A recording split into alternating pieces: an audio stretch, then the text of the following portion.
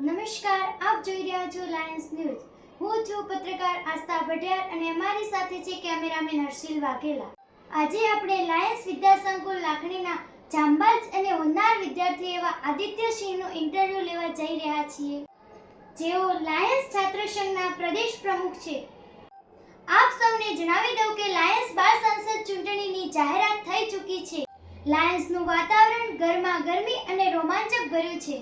ત્યારે આપ સૌ અમારા દર્શક મિત્રોને વિનંતી કે અમારી ચેનલને લાઈક, શેર અને સબસ્ક્રાઇબ કરી ચૂંટણીના વિડીયો જોવાનું ચૂકશો નહીં. આદિત્યસિંહ, આપ લાયન્સ છાત્ર સંઘના પ્રમુખ છો અને વિરોધ પક્ષના નેતા છો, ત્યારે આપ આ ચૂંટણીને કેવી રીતે જોઈ રહ્યા છો? લાયન્સ વિદ્યા સંકુલ લાખણીમાં જ્યારે ચૂંટણી જાહેર થાય છે ત્યારે વાતાવરણમાં અનેરો ઉત્સાહ આવી જાય છે. અમારી શાળામાં દર વર્ષે ઇલેક્શન થતું હોય છે, પણ કોઈ કારણોસર ગયા વર્ષે ચૂંટણી થઈ નહોતી. આ વખતે 2 વર્ષ બાદ ચૂંટણી યોજાતી હોવાથી બધા વિદ્યાર્થીઓ અને ખાસ કરીને અમારે લાયન્સ છાત્ર સંઘ કમિટી અને અમારા કાર્યકરોમાં અનેરો જોશ આવી ગયો છે.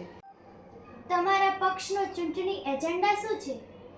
સમગ્ર શાળામાં ભાઈચારાનું વાતાવરણ જળવાઈ રહે, શાળામાં લાઇબ્રેરી અને કમ્પ્યુટર રૂમનું આધુનિકરણ થાય એના માટે પ્રયત્ન કરીશું અને અમે વિદ્યાર્થીઓની મુશ્કેલીઓમાં એમની સાથે ઊભા રહ્યા છીએ. લાયન્સ વિદ્યાર્થી પક્ષનું કહેવું છે કે લાયન્સ છાત્ર પક્ષ એ વિદ્યાર્થીઓને ઉશ્કેરવાનું કાર્ય કરે છે. અમે ક્યારેય કાયદાની વિરુદ્ધ જઈને કંઈ પણ કાર્ય કર્યું નથી અને હંમેશા વિદ્યાર્થીઓના ન્યાય માટે અવાજ ઉઠાવ્યો છે. આ ચૂંટણીમાં તમે વિદ્યાર્થીઓને શું સંદેશો આપવા માંગો છો?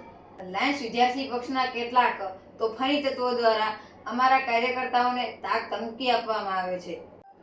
હું એમને કહેવા માંગુ છું કે અમારા બહાદુર કાર્યકર્તાઓ તમારી ગીધર ધમકીથી ડરવાના નથી. અમે આ વખતે દરેક વર્ગમાં જંગી બહુમતીથી જીતવાના છીએ. ખૂબ ખૂબ આભાર આપનો આદિત્યસિંહ. આપ જોઈ રહ્યા હતા લાયન્સ ન્યૂઝ. આ વખત લાયન્સની ચૂંટણીમાં કાંટાની ટક્કર જોવા મળી રહી છે, ત્યારે આવનાર ચૂંટણીની એક અપડેટ જોવા માટે અમારી ચેનલને સબસ્ક્રાઇબ કરો.